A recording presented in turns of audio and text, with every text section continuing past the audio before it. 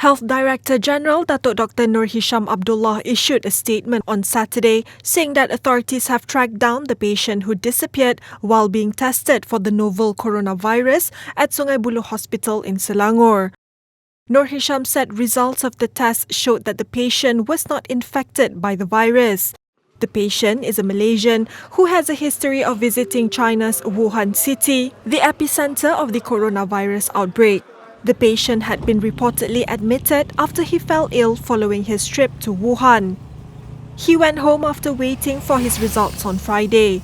However, following a police report, the patient was located and returned to the ward after. The ministry also said there had been no additional cases of patients testing positive for the virus.